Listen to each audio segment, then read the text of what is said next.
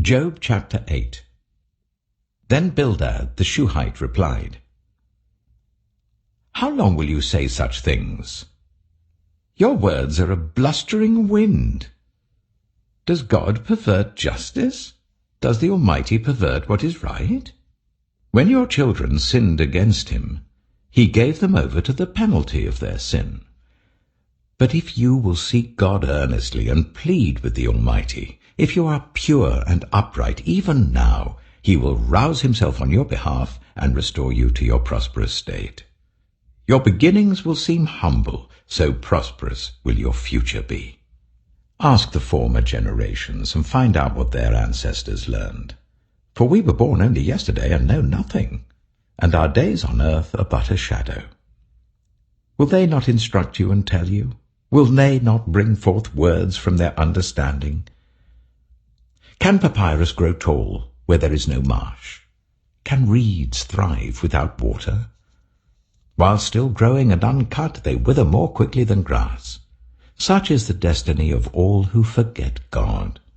So perishes the hope of the godless. What they trust in is fragile. What they rely on is a spider's web. They lean on the web, but it gives way. They cling to it, but it does not hold. They are like a well-watered plant in the sunshine, spreading its shoots over the garden. It entwines its roots round a pile of rocks and looks for a place among the stones. But when it is torn from its spot, that place disowns it and says, I never saw you. Surely its life withers away, and from the soil other plants grow. Surely God does not reject one who is blameless, or strengthen the hands of evildoers. He will yet fill your mouth with laughter and your lips with shouts of joy. Your enemies will be clothed in shame, and the tents of the wicked will be no more. Job chapter 9.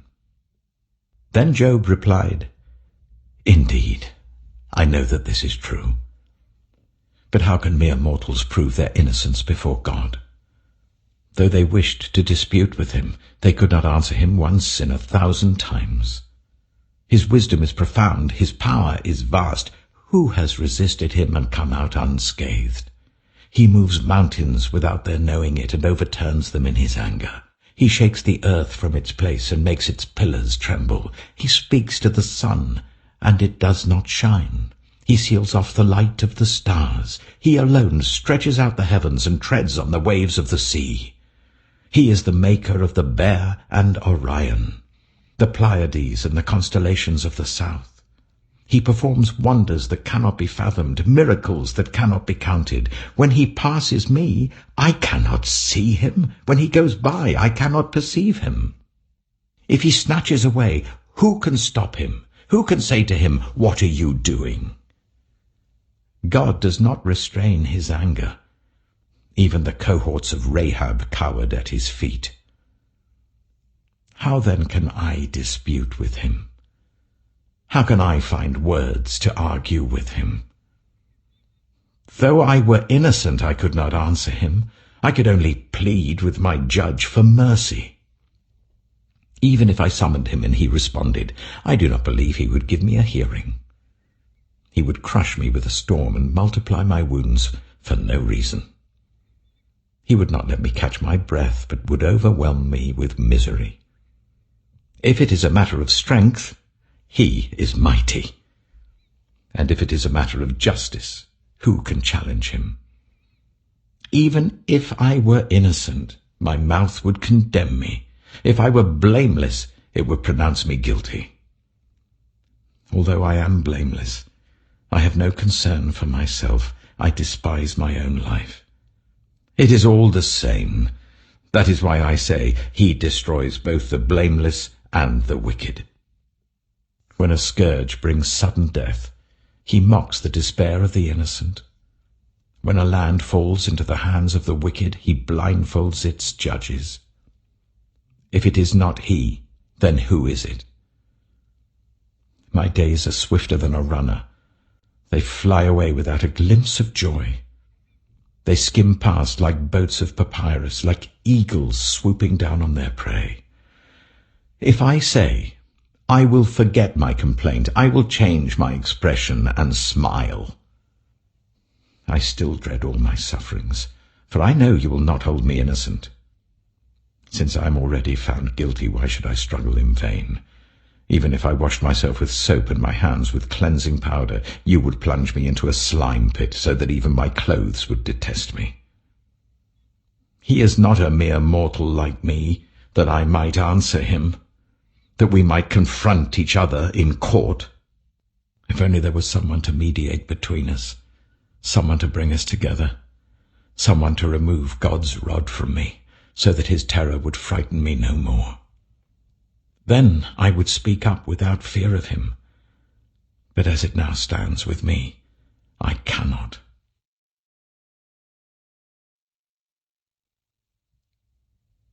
Job chapter 10. I loathe my very life. Therefore I will give free rein to my complaint and speak out in the bitterness of my soul. I say to God, do not declare me guilty, but tell me what charges you have against me. Does it please you to oppress me, to spurn the work of your hands, while you smile on the plans of the wicked? Do you have eyes of flesh? Do you see as a mortal sees? Are your days like those of a mortal, or your years like those of a strong man, that you must search out my faults and probe after my sin? Though you know that I am not guilty, and that no one can rescue me from your hand. Your hands shaped me and made me. Will you now turn and destroy me? Remember that you molded me like clay. Will you now turn me to dust again? Did you not pour me out like milk and curdle me like cheese, clothe me with skin and flesh, and knit me together with bones and sinews? You gave me life and showed me kindness, and in your providence watched over my spirit. But this is what you concealed in your heart, and I know that this was in your mind. If I sinned, you would be watching me, and would not let my offense go unpunished. If I am guilty, woe to me. Even if I am innocent, I cannot lift up my head, for I am full of shame and drowned in my affliction. If I hold my head high, you stalk me like a lion, and again display your awesome power against me. You bring new witnesses against me and increase your anger towards me. Your forces come against me, wave upon wave. Why then did you bring me out of the womb? I wish I had died before any eye saw me. If only I had never come into being, or had been carried straight from the womb to the grave. Are not my few days almost over? Turn away from me so that I can have a moment's joy before I go to the place of no return, to the land of gloom and utter darkness, to the land of deepest night, of utter darkness and disorder, where even the light is like darkness. Psalm 124. If the Lord had not been on our side, let Israel say, if the Lord had not been on our side when people attacked us, they would have swallowed us alive when their anger flared against us. The flood would have engulfed us, the torrent would have swept over us, the raging waters would have swept us away. Praise be to the Lord, who has not let us be torn by their teeth. We have escaped like a bird from the fowler's snare. The snare has been broken, and we have escaped. Our help is in the name of the Lord, the Maker of heaven and earth.